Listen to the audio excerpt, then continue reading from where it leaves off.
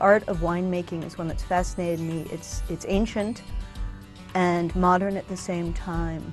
There's just all these elements that come together, and it's such a piece of art when it all works perfectly. When you take a sip of wine and you taste and you feel what the winemaker intended.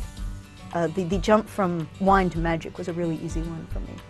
Unlike most books, I can tell you exactly where I came up with the idea, in that I was on the phone with my agent talking about a food and wine expo that we both wanted to go, but decided it was a little too expensive for what they were offering, and I made a joke about needing it to be a tax-deductible expense, the way that we love our food and our wine.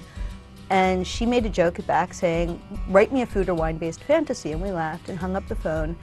And about 2 hours later, I sent her an email saying, "I know you were joking, but because this idea had just grabbed me and would not let go." And we called it the idea that ate my brain, because I could not stop creating this world and just took over for a while.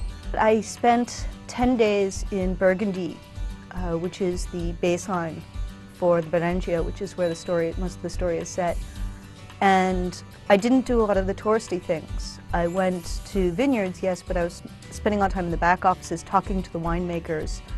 I walked in the fields and actually, through help of some friends, got to taste the grapes off of the vines and get my hands dirty in the soil, talk to people who are involved in the daily upkeep of the vineyards.